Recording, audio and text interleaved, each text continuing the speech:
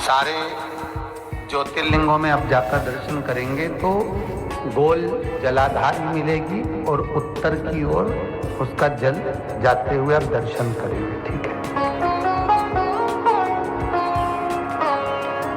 एक जलाधारी जो गोल होती है, एक जलाधारी जो गोल है और जिसके चरण उत्तर की ओर गए हुए हैं, उसका जब हम दर्शन करते हैं तो वो मां जगज्जननी पार्वती जी का हस्तकमल शिवलिंग विराजित है। एक जलाधारी होती है चौकोर। काशी गए हो आप लोग? अगर काशी में अगर आपने दर्शन करा होगा तो वहां पे जो जलाधारी है वो चौकोर है। एक गोल जलाधारी होती है जो सर्व कार्य करने में, पूर्ण फल देने में प्रबल होती है महाराज। और जो चौकोर जलाधारी होती है ये मुक्ति देने में,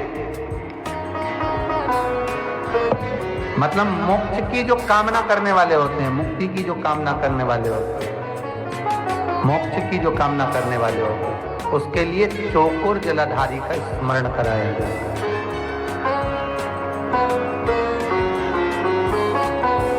चौकोर जलाधारी। एक जलाधारी होती है त्रिगुणाकार, अर्थात ट्रेंगल, त्रिगुणाकार।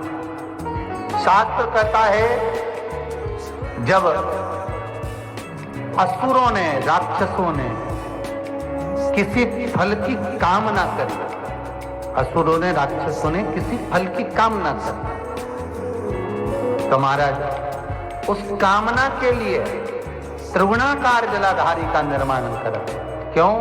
क्योंकि त्रिपुंडधारी, त्रिनेत्रधारी, त्रिशूलधारी, त्रिवेत्रधारी भगवान शंकर को तीन लोक का, राज्य का सुख पाने के लिए असुर त्रिगुणाकार जलाधारी का स्मरण कर कर शंकर को अपना बना।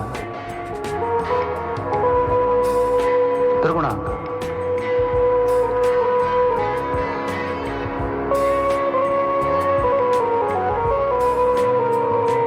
एक प्रसंग बड़ा सुंदर सा है स्कंद पुराण का कि भगवान शंकर पर जो जल चढ़ता है वो उत्तर दिशा की ओर क्यों जाना चाहिए। ठीक है।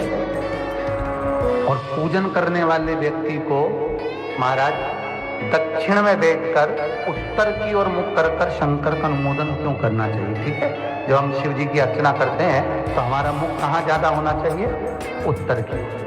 ठीक है। दक्षिण में, दक्षिण की ओर से हम बैठे हैं, जहां भगवान का जल जा रहा है महाराज उस ओर देखते हुए, अर्थात उत्तर की ओर हमारा मुख होकर हम भगवान के, शंकर की आराधना करें। जैसे पूर्व अभिमुख होकर शिव की जो आराधना करी जाती है वो एक श्रेष्ठता का फल देती है, फल देगी, मना नहीं। पश्चिम की ओर मुख कर कर जो शंकर की आराधना करी जाती है उसका फल मिलेगा, मना नहीं है। पर दक्षिण में बैठकर उत्तर की ओर मुख कर कर जब हम शंकर की आराधना करते हैं उसका जो फल होता है वो शीघ्र प्राप्त होगा। पर ज्यादातर लोग कैसे करते हैं? तो आप लोगों ने भी तो करा होगा। बोलो जरा जानते, कहाँ बैठते हो?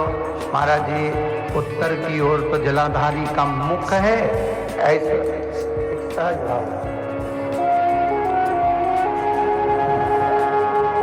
ये शिवलिंग है, ये जलाधार, ये उत्तर की ओर है। तो तुम लोग कहाँ बैठोगे? ये यहाँ जा रही है तो ये शिवलिंग है तो तुम इसके सामने बैठोगे, कि जल यहाँ से जा रहा है तुम उसके सामने बैठो। पर बैठना कहाँ चाहिए? जहाँ शिवलिंग है यहाँ से जल बह रहा है तो यहाँ बैठो। फिर बाद में लोग कहते हैं महाराज जी हम तो शंकर जी की खूब पूजन करते, हमने तो खूब अनुष्ठान करा और फल कम क्यों मिला? उसका कारण है पूर्वाभिमुख होकर करोगे मिलेगा, पर थोड़ा समय लगेगा। पश्चिम अभिमुख होकर करोगे मिलेगा, थोड़ा समय लगेगा। पर शिव आराधना में जब दक्षिण में बैठकर उत्तर का मुख कर कर जहां शिव का जल जाता है, बस यहाँ बैठकर अगर आप शंकर की आराधना कर रहे हो तो वो कामना पूरी होने में देर नहीं लगती, कार्य जल्दी ही पूर्ण हो जाता।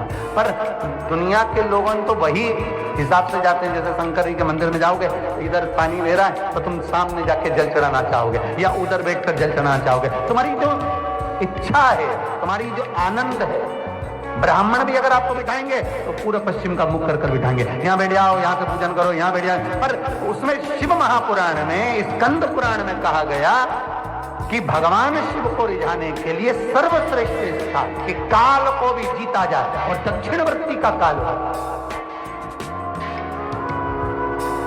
पितरों को भी जीता जाए, दक्षिणवर्ती का पितृकाल,